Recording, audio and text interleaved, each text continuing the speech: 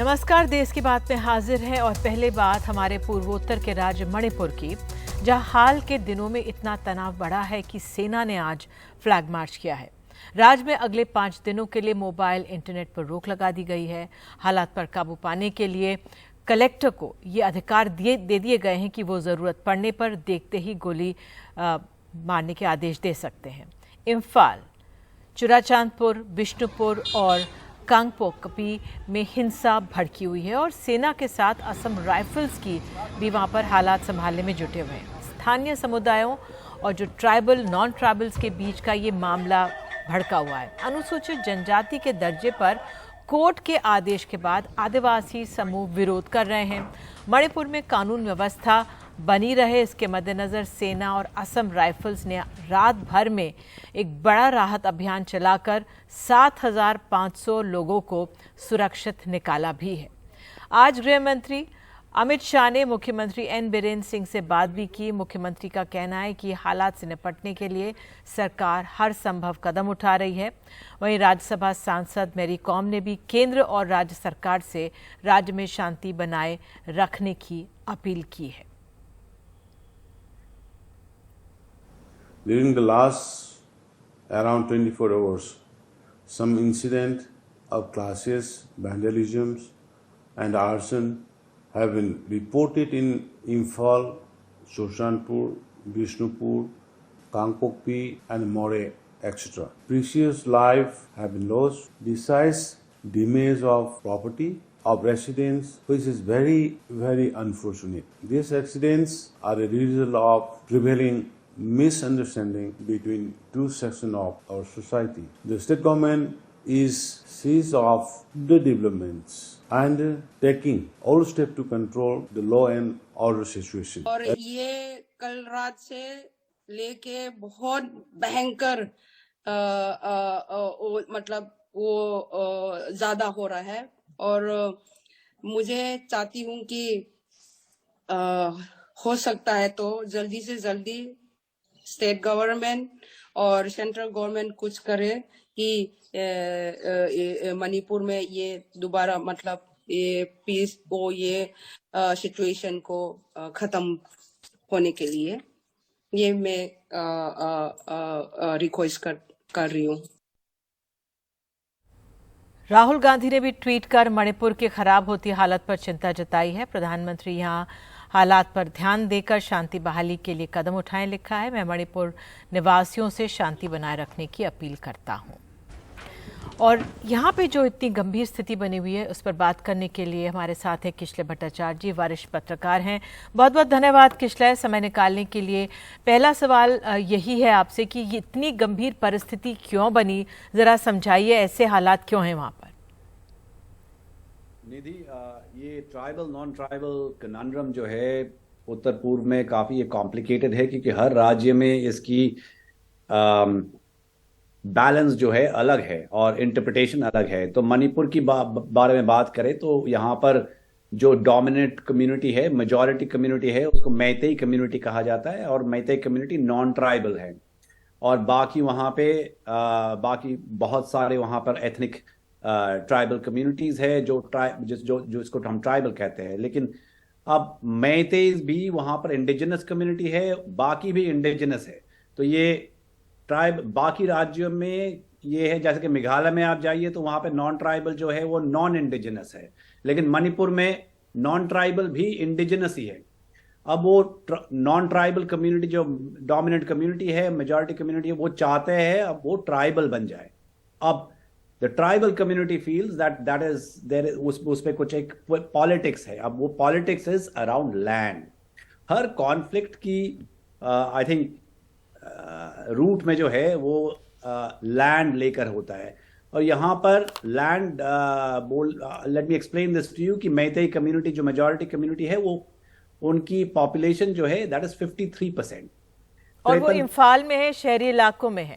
Exactly और वो 10% territory में रहता है। सो 53% ऑफ द स्टेट पॉपुलेशन रहता है 10% लैंड एरिया में। और बाकी जो ट्राइबल पॉपुलेशन है, बहुत सारे वहां पे ग्रुप्स है, कुकीज, माराम्स, पाइतेस, तांगकूल्स, बहुत सारे they dominate 90% of Manipur's territory. अब मैतेई आपकी 60 member assembly में भी 2/3 members are Meiteis who will be basically framing the laws. अब जब ट्राइबल वो बन जाएंगे, मैतेई अगर ट्राइबल बन जाए तो they will then be able to occupy the tribal lands. अभी ट्राइबल lands are protected. तो ये 10% एरिया जो है वो 10% एरिया से वो फैल जा सकते हैं. अब ट्राइबल एरियाज जो है उनकी डर है कि अगर मैते यहाँ पे आ जाए वी विल गेट डिस्प्लेस्ड. ये this is one of the fears which has triggered this riot. और ये बिल्कुल, ये बहुत रायट अहम आपने जो बात बताई कि जमीन को लेकर ये है. मैं कहीं पे पढ़ रही थी कि अगर मणिपुर में 60 विधानसभा सीट हैं, 60 तो 40 इम्फाल में ही हैं और ये इन्हीं के उसमें आ जाती हैं. तो इससे किस तरह से इससे बैलेंस किया जा सकता है? वाकई में जो आप ये बता रहे हैं, सभी समुदाय अपनी चाहते हैं हस्तक्षेप और ज़मीन बहुत अहम है. कहीं पे भी पूरे देश भर में, दुनिया भर में ज़मीन अहम है. तो इसमें हल कैसे निकल सकता है? निधि, हल तो मुझे पता नहीं है, लेकिन आई थिंक इक्वल रिप्रेजेंटेशन की एक जो कॉन्स्टिट्यूशनल रिफॉर्म या कॉन्स्टिट्यूशनल वो फेडरल डेमोक्रेसी पे जो बातचीत चल रही है काफ़ी जगह में, I think this is one of the areas. आगे जाके बाय 2026 और भी ये सिचुएशन गंभीर होगा अक्रॉस इंडिया, क्योंकि जहां पर पॉपुलेशन कम है उसके रिप्रेजेंटेशन कम होंगे इन द अपर चेम्बर्स और the lower chambers, and population जहां पर ज्यादा है उनके रिप्रेजेंटेशन ज्यादा होंगे. जैसे कि सदर्न स्टेट्स आज की डेट में उनकी पॉपुलेशन कम है, तो their representation by 2026 in the parliament will be lesser. और ये लेकर ऑलरेडी काफी तनाव है और ये तनाव बढ़ता जाएगा. These will become election issues आगे जाकर. और अन्य राज्यों में आसपास की सीमाओं में, क्योंकि जो ये समुदाय हैं अन्य राज्यों में भी हमारे यहाँ हो सकते हैं, उस लिहाज से क्या इसका असर हमारे अन्य पूर्वोत्तर के राज्यों में भी पड़ सकता है या सिर्फ मणिपुर तक रहेगा? ये फिलहाल ये जो है ये बहुत पिक्यूलियर है टू मणिपुर. क्योंकि मैंने कहा आपको समझाया कि यहाँ पे मेजॉरिटी कम्युनिटी भी इंडिजिनस है. लेकिन असम में भी वही है. असम में भी जो असमीज कास्ट हिंदू है वो इंडिजिनस है, इंडिजिनस एटलीस्ट माना जाता है. और वहां पे भी प्लेन्स ट्राइबल्स है.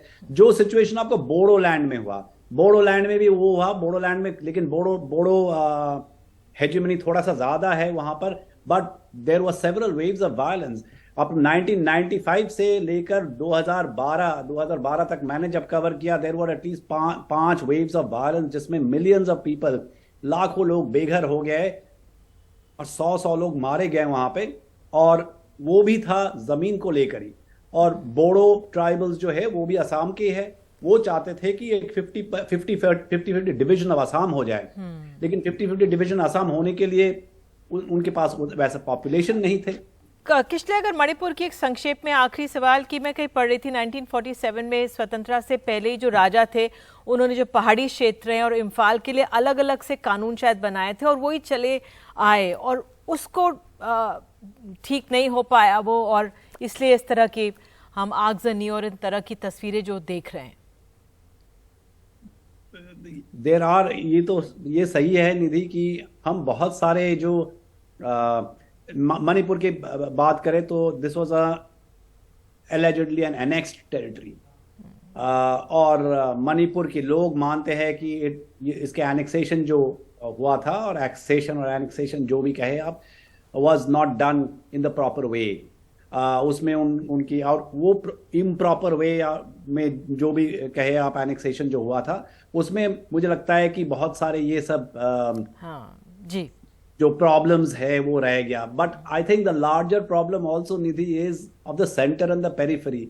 हम जब हम जब बात करते थे कि उत्तर पूर्व को हम कम कवर करते हैं, लक्षद्वीप को कम कवर करते हैं, या जम्मू एंड कश्मीर को हम कम कवर करते हैं, दिल्ली को हम ज्यादा एयर टाइम देते हैं, तो वो सेंटर और पेरिफेरी की बात है. लेकिन आप पेरिफेरी में चले जाइए तो वहां भी एक सेंटर और पेरिफेरी हो जाता है. और मणिपुर में सेंटर है इम्फाल और पेरिफेरी है चारों जो पहाड़ जो है, और वहां पे लेकिन पहाड़ की एरिया है 90%.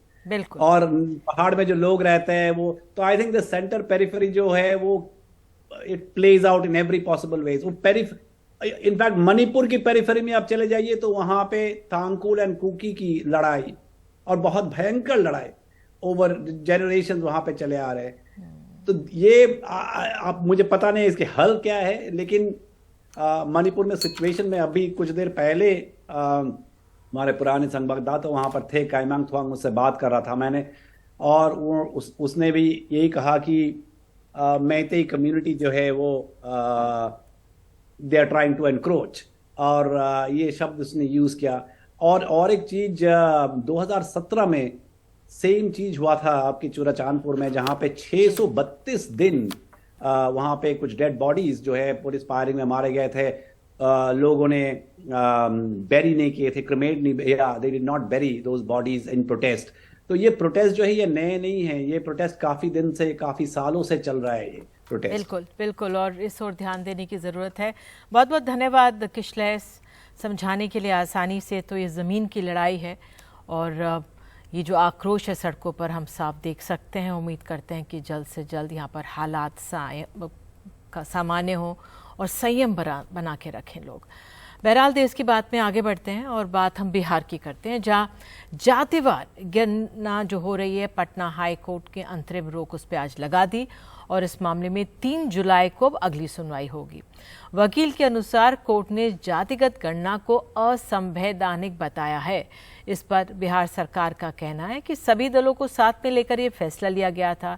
ये सर्वे है और राज्य सरकार अपने बूते पर करा रही है। नीतीश कुमार ने पटना हाई कोर्ट के आज के फैसले पर फिलहाल बोलने से ये कहकर इनकार कर दिया कि अभी बोलना ठीक नहीं है। इमीडिएट सरकार को डायरेक्शन दिया गया है कि on going caste census proceeding है उसको रोक लगाया जाइए और जो कलेक्शन डाटा किए हैं उसको प्रोटेक्ट कीजिए। और हम लोग को जो कहना था कि जो पैसा मिसयूज हो रहा है कंडीशन स्पेंड का, और जो आपने पॉलिसी डिसीजन लिया है वो बिल्कुल ही असंवैधानिक है। तो मुझे लगता है कि ऑनरेबल हाईकोर्ट ने इस बात को समझ के ही हम लोग को एंट्री में स्टे दिए हैं। पॉइंट पर जो बात किया था उस पर क्या कहा हाईकोर्ट ने? हाईकोर्ट ने वही ना स्टे आदेश पारित किए। अब जो सुनवाई होगी, अगली सुनवाई का जो तारीख है, उस पर क्या मुद्दा आएगा? मुद्दा यही होगा, पूरे ढंग से सुनवाई होगी कि बिहार सरकार ने जो पॉलिसी डिसीजन लिया था वो सही है या गलत है। हम लोग का मुद्दा था कि भारत के संविधान के यूनियन लिस्ट 1 में 69 पर एंट्री पर जो सेंसस है और कहीं भी कास्ट बेस्ड सर्वे वगैरह का संविधान में वर्णन नहीं है। बिहार सरकार कोई भी स्टैट्यूट नहीं बनाई है, रूल रेगुलेशन, जिसमें कास्ट बेस्ड सर्वे की बात हो, और एक पॉलिसी डिसीजन लेकर के इस तरह से कर रहे हैं वो असंवैधानिक है। यही हम लोग का मूल बहस था। जब केंद्र सरकार ने मना कर दिया तो अपने ही रिसोर्स से हम लोग जो है ये करा रहे थे सर्वे, और केंद्र सरकार तो ना बिहार को विशेष राज्य का दर्जा देती है, ना विशेष पैकेज देती है, सौतेला व्यवहार करती है। अगर रियलिटी क्या है वो सामने ना आ जाता, भाई कौन लोग गरीब हैं, कौन लोग झुग्गी में रहते हैं, झोपड़ी में रहते हैं, कौन लोग भूमिहीन हैं, कौन लोग कचरा धोने वाले हैं, उनकी आर्थिक स्थिति क्या है, उसी हिसाब से चिन्हित करके सरकार जो है लाभ पहुंचाती लोगों को। और कोई एक जाति की बात नहीं थी, सबकी बात थी। तो अब जो कोर्ट का निर्णय आएगा उस पर हम लोग देखेंगे। नहीं, देखिए ये तो माननीय उच्च न्यायालय का निर्देश है। मैं तो इस महागठबंधन सरकार पर आरोप लगाता हूं कि मुझे लगता है कि जातीय गणना के बारे में इनकी ही मंशा गड़बड़ थी। एनडीए सरकार ने तो निर्णय ली थी कि हम जातीय गणना कराएंगे। आप लोग सहमत थे कि जातीय जनगणना हो? निश्चित तौर पर हम लोग सरकार में सहभागी थे और हमारी कैबिनेट ने निर्णय लिया था। और आइए बात अब कर्नाटका की करते हैं। कर्नाटक विधानसभा चुनाव में कांग्रेस के बजरंग दल के बैन वाले वादे को लेकर बीजेपी ने उसे घेर लिया है। बीजेपी के नेता केएस ईश्वरप्पा ने कांग्रेस का घोषणा पत्र जलाया है। कांग्रेस का घोषणा पत्र कहता है कि कानून और संविधान सर्वोपरि है और बजरंग दल तथा पीएफआई जैसे संगठन इसका उल्लंघन नहीं कर सकते।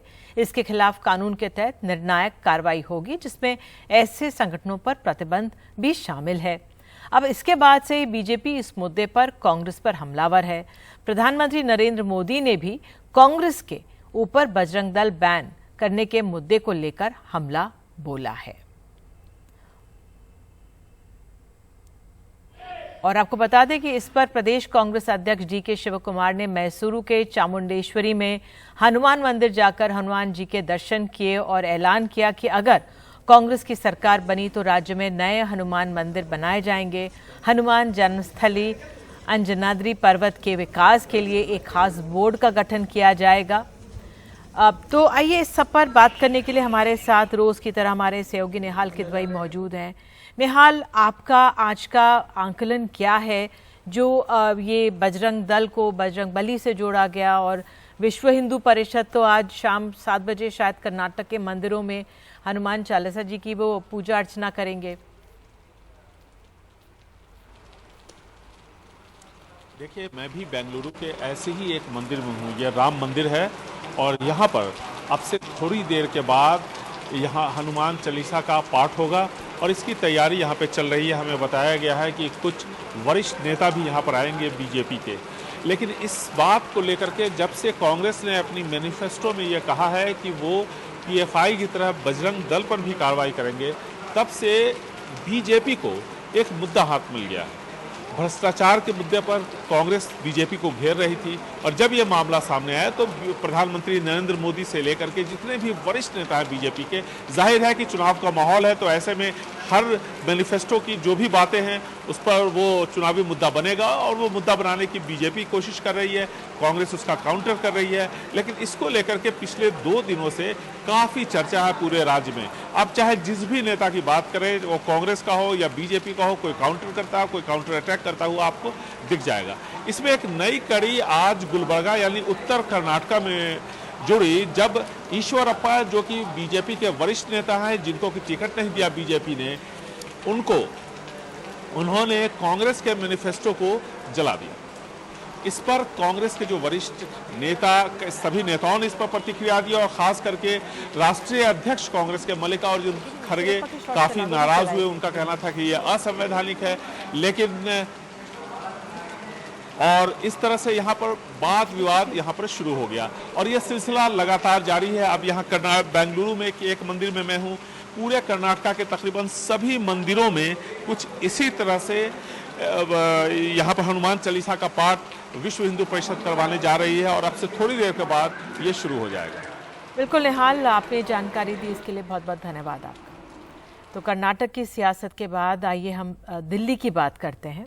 दिल्ली में पहलवानों की बात। कल रात को पुलिस के साथ झड़प होने के बावजूद जंतर मंतर पर पहलवानों का धरना लगातार चल रहा है और इस बीच सुप्रीम कोर्ट ने धरना दे रहे पहलवानों की रिटायर्ड जज की निगरानी में जांच की मांग को खारिज कर दिया है।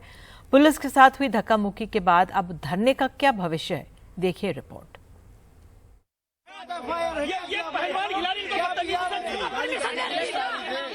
बुधवार देर रात हुई पुलिस के साथ पहलवानों की झड़प के बाद गुरुवार को जंतर मंतर पर दिन भर कांग्रेस से लेकर आम आदमी पार्टी के नेताओं के आने का सिलसिला चलता रहा। हालांकि पुलिस की दलील थी कि आम आदमी पार्टी के विधायक सोमनाथ भारती बिना इजाजत फोल्डिंग बेड लेकर जंतर मंतर पर पहुंच गए। पुलिस ने जब रोका तब ये झड़प हुई। जहां पर आप देख सकते हैं कि वो जो ट्रक खड़ा हुआ है, जो वहाँ पर पुलिस उनको रोकती है और ये कहती है कि रात के वक्त इस तरीके से सामान आप कहाँ पर लेकर जा रहे हैं, कौन लोग हैं। यहाँ बैठे पहलवान को पता लग चलता है तो पहलवान और उनके साथ कुछ लोग जो बैठे हुए थे वो भी जाते हैं और फिर पुलिस के साथ में कहासुनी शुरू होती है। हालांकि धरना दे रहे पहलवानों का आरोप है कि धरने पर बैठे लोगों के साथ धक्का मुक्की और गाली गलौज तक हुई। मारना ही है तो वैसे मार दो, मारने के लिए तैयार है। इतनी इज्जत गिराओगे क्या? हम अपनी मान सम्मान की लड़ाई लड़ रहे हैं और वो फिर धक्के मार रहा है चेस्ट पे लड़कियों कैसे। वो पुलिस वाला धर्मेंद्र जो भी है, इसी दिन देखने के लिए मेडल लेके आना, तो मैं चाहूंगी कि देश का कोई खिलाड़ी मेडल ही ना लेके आए कभी। इतनी दूरदर्शी करेगी हमारे यहाँ पे। सोमनाथ भारती जी जो हैं कुछ फोल्डिंग बेड्स लेकर आए थे, तो क्योंकि परमिशन नहीं है और ये इसलिए वो फोल्डिंग बेड्स के लिए उन्हें मना किया गया। उसमें कुछ जो प्रोटेस्टिंग रेसलर्स के सपोर्टर्स हैं वो बैरिकेड पर आ गए और बेड्स निकालने की कोशिश की। उसमें थोड़ा गुत्थम गुत्था, थोड़ा अल्टरकेशन टाइप हो गया और यही मसला है। उधर गुरुवार को सुप्रीम कोर्ट से धरना दे रहे पहलवानों को वैसी राहत नहीं मिली जिसकी वो उम्मीद कर रहे थे। सारी बात सुनने के बाद सुप्रीम कोर्ट ने कहा कि आपकी प्रेयर सिर्फ एफआईआर दर्ज करने की थी। इसके अलावा हमें लगा कि आपको सिक्योरिटी की जरूरत है, तो सिक्योरिटी की हमने डायरेक्शन दे दी। इसके बावजूद भी अगर आपका कोई ग्रीवेंस है तो उसके लिए आप दिल्ली हाईकोर्ट जा सकते हैं या मैजिस्ट्रेट के पास जा सकते हैं। और उन्होंने ये बात कह के इस प्रोसीडिंग्स को क्लोज कर दिया। मैं अपना काम करता रहूंगा और जिसको जो करना हो करता रहे, और मुझे किसी से न द्वेष है, न कोई बैर है, न कोई भाव है, न बदला लेना है। हालांकि सुप्रीम कोर्ट का फैसला आने के बाद पहलवानों ने शांतिपूर्ण तरीके से धरना जारी रखने का ऐलान किया है। पहलवानों का कहना है कि जब तक ब्रजभूषण की गिरफ्तारी नहीं हो जाती तब तक धरना जारी रहेगा। हमारी लड़ाई सरकार से नहीं है, पहले भी बताया, हमारी लड़ाई ब्रजभूषण से है। सुप्रीम कोर्ट में पुलिस ने संकेत दिए हैं कि ब्रजभूषण सिंह पर लगे आरोपों की जांच हो रही है, लेकिन उनकी गिरफ्तारी या बयान अब तक पुलिस ने नहीं दर्ज किए हैं। धरना दे रहे पहलवानों के साथ सरकार की भी बातचीत नहीं हो रही है, लिहाजा ये मामला सुलझने के बजाय उलझता हुआ ज्यादा दिख रहा है। नई दिल्ली से आशीष भार्गव, विमल मोहन और अशोक माहले के साथ रवीश रंजन शुक्ला, एनडीटीवी इंडिया।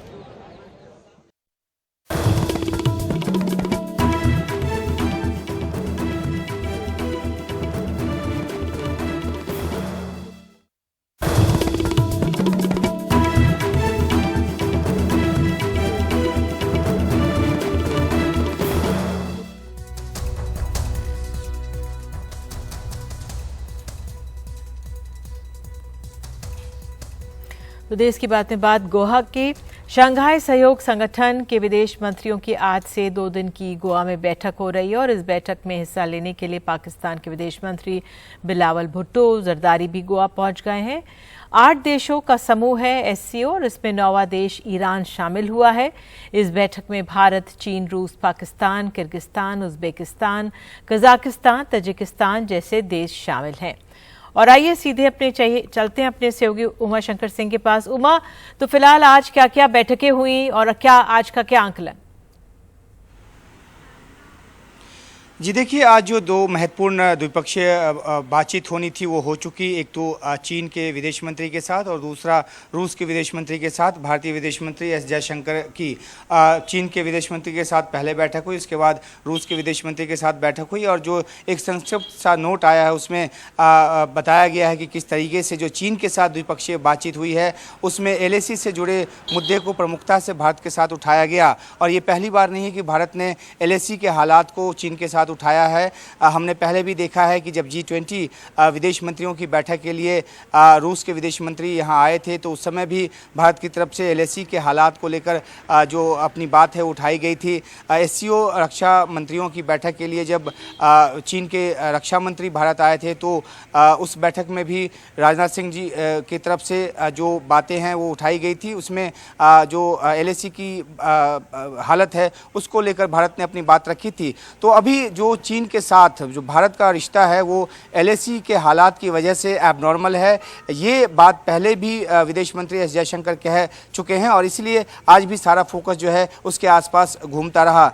जहां तक रूस के साथ है तो द्विपक्षीय रिश्तों को और मजबूती देने की दिशा में भारत और रूस ने बातचीत की है, चाहे वो ग्लोबल प्लेटफॉर्म हो, मल्टीलैटरल प्लेटफॉर्म हो या फिर द्विपक्षीय तरीके से आपसी सहयोग को आगे बढ़ाने की जो बात है वो की गई है। इसके डिटेल्स कुछ समय में हो सकता है और ज़्यादा निकल कर सामने आए, लेकिन जिस तरीके से यूक्रेन युद्ध की पृष्ठभूमि में भारत और जो रूस के जो रिश्ते हैं वो एक अलग स्तर की तरफ बढ़े हैं और जिस तरीके से रूस से लगातार ऊर्जा संबंधी ज़रूरतें भारत अपनी पूरी कर रहा है उस मुतल्लिक और जो रक्षा संबंधी जो आपूर्तियां रूस की तरफ से भारत को होनी है उस मुतल्लिक जो अहम वार्तालाप है वो होनी थी। जैसा कि मैंने कहा इसके डिटेल्स हो सकता है थोड़ी देर में निकल कर सामने आए, लेकिन ये 2 अहम बैठकें आज हुई हैं निधि। जहाँ तक कल की बात है तो SCO विदेश मंत्रियों की जो मुख्य बैठक है कल 10 से 12:30 बजे होगी और उसमें मल्टीलैटरल फोरम है, उसमें क्या कुछ निकल कर आता है वो हम अपने दर्शकों को बताएंगे, लेकिन आज जो अहम बैठकें थी वो पूरी हो चुकी हैं। बिल्कुल, बहुत बहुत धन्यवाद उमा इस तमाम जानकारी के लिए। तो फिलहाल देश की बात में एक छोटा सा ब्रेक ले रहे हैं, ब्रेक के बाद आपको हम बारामती ले चलेंगे, बने रहिए हमारे साथ।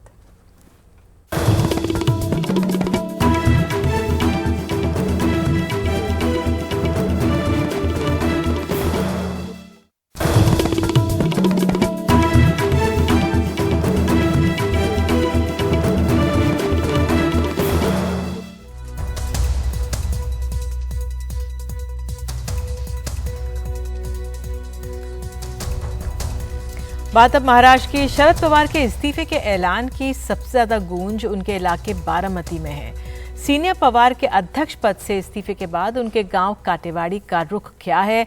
आखिर बारामती का हर घर, हर पार्टी से जुड़ा शख्स पवार परिवार का मुरीद क्यों है? इसके पीछे कृषि रोजगार का बड़ा रोल है। कृषि का वैज्ञानिकरण शरद पवार की बड़ी उपलब्धता रही है। देखिए उनके गांव काटेवाड़ी और बारामती के कृषि विज्ञान केंद्र से ये ग्राउंड रिपोर्ट।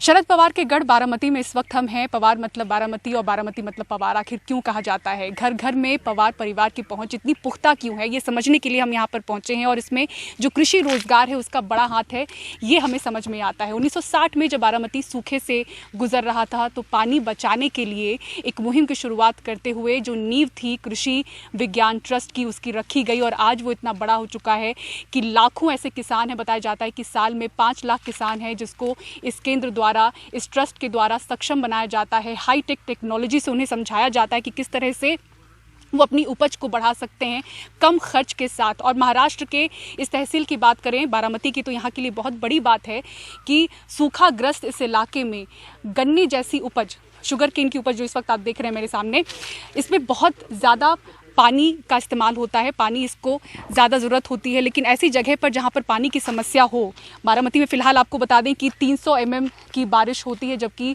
ऐसे एग्रीकल्चर के लिए कम से कम 600 mm की बारिश होनी चाहिए। ऐसे में भी जो किसान है वहाँ यहाँ के इस इलाके के, उनको कम से कम समस्या हो, ऐसे बहुत सारे टैंक्स उनके लिए बनाए गए हैं। और ये समझने के लिए हम खुद यहाँ पर किसान विज्ञान ट्रस्ट केंद्र में मौजूद हैं कि किस तरह से किसानों को यहाँ पर सक्षम किया जा रहा है, उन्हें ट्रेन किया जा रहा है। 5 लाख हर साल किसानों को यहाँ पर ट्रेन किया जाता है हाई एडवांस टेक्नोलॉजी की समझ के साथ। इस कहानी को ठीक से समझने के लिए हम आए हैं मुंबई से करीब 250 किलोमीटर दूर पुणे जिले की तहसील बारामती में, जो शरद पवार का गढ़ है। और बारामती से करीब 10 किलोमीटर की दूरी पर ये है शरद पवार का गांव काटेवाड़ी। रोज सुबह 8:30 बजे पंचायत बैठती है, चर्चा विमर्श का माहौल बनता है।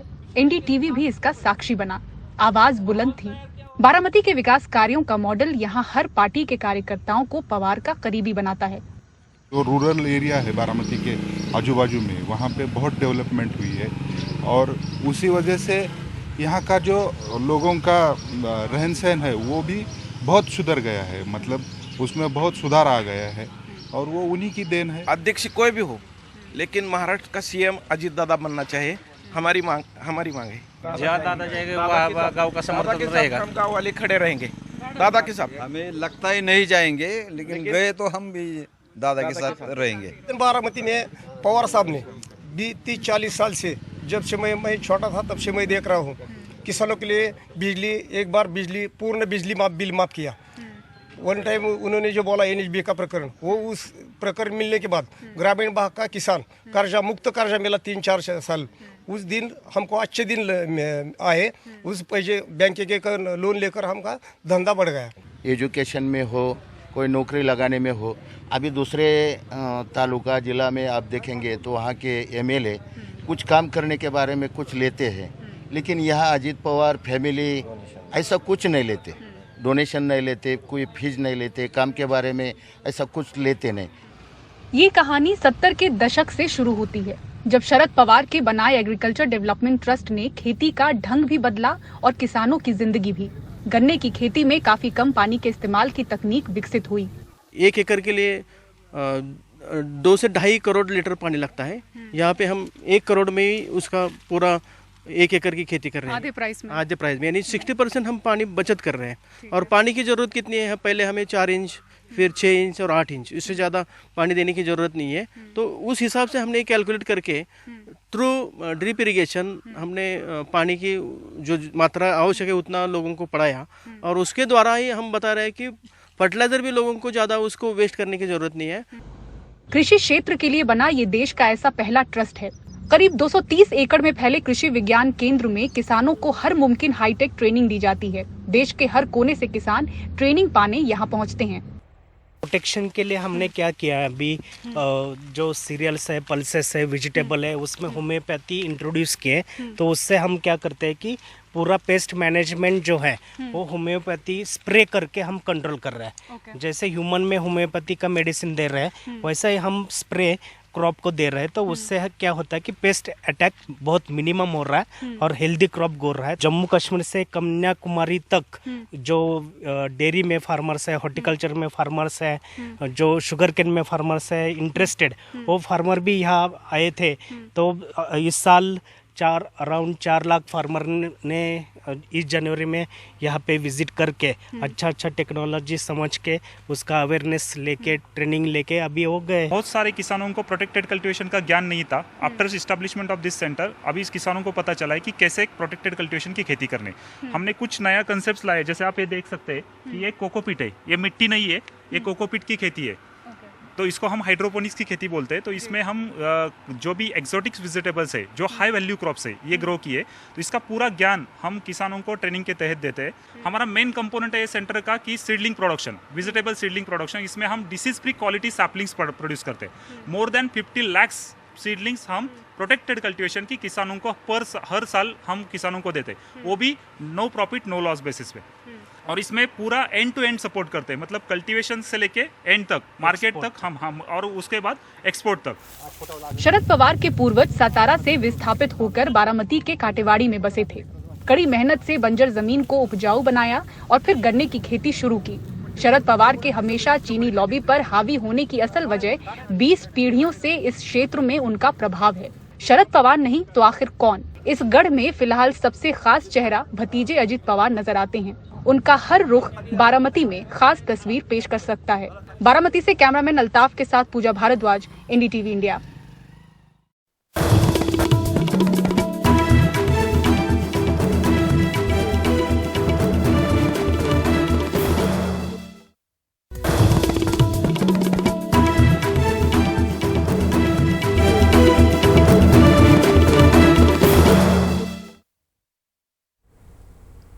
अडानी एंटरप्राइजेज ने 2022-23 के वित्तीय वर्ष और चौथी तिमाही के नतीजों का ऐलान किया है। कंपनी की आय में 96% का इजाफा हुआ है। फाइनेंशियल ईयर में अडानी एंटरप्राइजेज की कुल आय 1,38,175 करोड़ रही। इस दौरान कंपनी का कुल EBITDA 112% बढ़कर 10,025 करोड़ हो गया, जो इस बात को दर्शाता है कि व्यावसायिक क्षेत्र में कंपनी का परिचालन मजबूत रहा और इसी के बूते इस मील के पत्थर को हासिल किया गया। कुल मुनाफे की बात करें तो ये 218% बढ़कर 2,473 करोड़ के स्तर पर पहुंच गया है। अडानी समूह के अध्यक्ष गौतम अडानी ने कहा है कि वित्तीय वर्ष के नतीजे ग्रुप की ताकत और लचीलेपन को प्रदर्शित करते हैं।